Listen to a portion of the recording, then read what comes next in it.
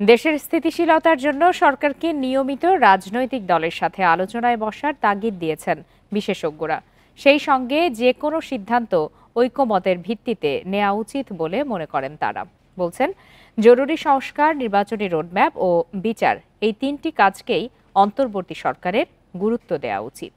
এই ঈদে জামা জুতো অ্যাক্সেসরিজের ডিসকাউন্ট। এ বিষয়ে কথা বলতে এই মুহূর্তে রাজধানীর তোপখানা রোড থেকে যোগ দিয়েছেন রাষ্ট্র সংস্কার আন্দোলনের প্রধান সমন্বয়ক হাসনাত কাইয়ুম। জনাব হাসনাত কাইয়ুম, আপনাকে স্বাগত জানাচ্ছি ইন্ডিপেন্ডেন্ট টেলিভিশনে। আপনার কাছে প্রথমে আমি জানতে চাই যে ডক্টর ইউনূসের সাথে আলোচনা করে কি বুঝলেন, তিনি কার উপর ক্ষুব্ধ এবং কেন তিনি হতাশ?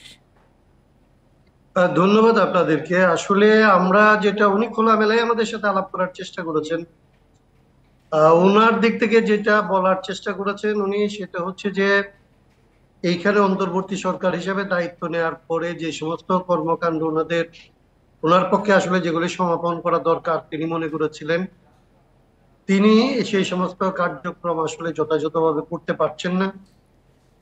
পরিস্থিতি তাকে আসলে সেগুলি করার জন্য উপযুক্ত তার মনে হয় নাই। তাতে তিনি হতাশ বোধ করেছেন এবং তিনি মনে করেছেন যে এখানে থেকে যদি আসলে এই অভ্যুত্থানের যে আকাঙ্ক্ষা সেটা যদি বাস্তবায়ন করা না যায়, তাহলে তার আসলে পদ আঁকড়ে থেকে দরকার থাকার প্রয়োজনটাই বাকি।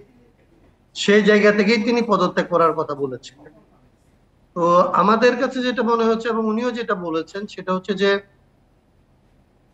ভারতীয় আধিপত্যবাদের পক্ষের যে সমস্ত শক্তি এবং আওয়ামী লীগ ব্যান্ড করার পরে ওনার দিক থেকে বলা হচ্ছে যে আওয়ামী লীগের ওই পতিত সরকারের যে সমস্ত মিত্র শক্তি এখানে রাষ্ট্রের বিভিন্ন পর্যায়ে আছে, তারা অসম্ভব মরিয়া হয়ে আসলে সরকারকে একভাবে ব্যর্থ করে দেওয়ার একটা প্রাণান্ত প্রয়াস নিয়েছে এবং সেটা বহুমাত্রিক, সেটা আগে থেকে সবকিছু আসলে আন্দাজ করা যায় না। তো সেরকম একটা পরিস্থিতিতে ওনার কাছে মনে হয়েছে যে যাদের কাছ থেকে যতটা সহায়তা তিনি আশা করেছেন, রাজনৈতিক দলগুলিও সেইভাবে তার পক্ষে আগে আসে নাই, এইসব থেকে তিনি একভাবে হতাশ বোধ করেছেন। এবং আপনার বক্তব্যের মধ্য দিয়ে তো জানা গেল যে বেশ কিছু বিষয়ে হতাশা থেকেই তিনি পদত্যাগের চিন্তা করেছিলেন। সেক্ষেত্রে তিনি কিসের আশ্বাসে ফিরলেন? একটা যেমন ধরেন, আমরা যেটা ওনার সাথে আলাপ করে যেটা বুঝেছি, আমাদের যেগুলো আকাঙ্ক্ষা ছিল সেগুলো তো অভ্যুত্থানের সরকারের কাছে সবারই কমন একটা আকাঙ্ক্ষা হচ্ছে, ধরেন একটা বিচার লাগবে, আপনার এক ধরনের অন্তত একটা সংস্কার লাগবে, ন্যূনতম যতটুকু সমস্ত রাজনৈতিক দলগুলি যে এরকম ন্যূনতম সংস্কারে ঐকমত্যের জায়গাটায় আসে, সেটার একটা সেই রকম একটা সংস্কার করতে হবে এবং একটা আসলে ফেয়ার ইলেকশন করতে হবে। ওনার কাছে মনে হয়েছে যে একটা ফেয়ার ইলেকশন করার জন্য ওনার উপরে চাপ আছে, কিন্তু আসলে একটা ফেয়ার ইলেকশন করার জন্য যেই ধরনের প্রশাসন, যেই ধরনের রাজনৈতিক পরিবেশ, যেই ধরনের আসলে প্রশাসনিক সামর্থ্য এবং অন্যান্য বাহিনীর যে ধরনের আসলে সহায়তা লাগে, ওনার কাছে মনে হচ্ছে যে এখন পর্যন্ত সেটা তিনি আসলে ব্যবস্থা করতে পারেন নাই। হাসনাত কাইয়ুম, একটু জানতে চাই যে এই বিষয়গুলো তো এখনো চলমান রয়েছে, সেক্ষেত্রে কি তিনি আশা করছেন যে যে জায়গাগুলো থেকে তিনি সহযোগিতা পাচ্ছেন না সেসব জায়গা থেকে পরবর্তী যে দিনগুলো আছে সেগুলোতে তিনি সহায়তা পাবেন?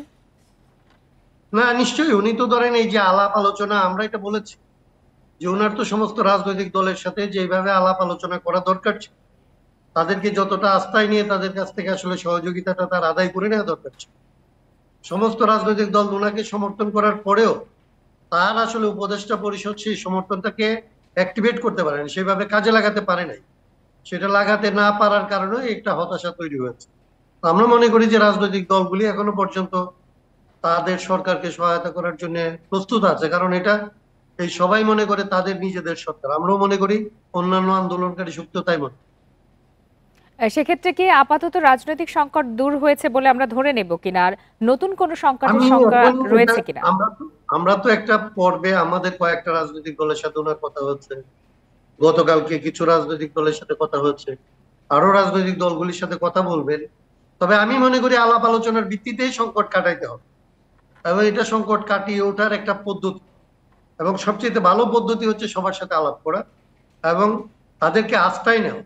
কারণ রাজনৈতিক দলগুলি যদি আসলে একটা সমাধান চান, সরকারও যদি সমাধান চান, রাষ্ট্রের বিভিন্ন প্রতিষ্ঠান যেগুলি আছে তারাও যদি সমাধান চান, তাইলে যে সমস্ত দূরত্ব তৈরি হয় অনেক সময় সেই দূরত্বগুলি দূর করা সহজ এবং এটা তখন কাজে লাগবে বলে আমার মনে হয়। জি, জনাব হাসনাত কাইয়ুম, আপনাকে অসংখ্য ধন্যবাদ আপনার বক্তব্য স্পষ্টভাবে তুলে ধরার জন্য।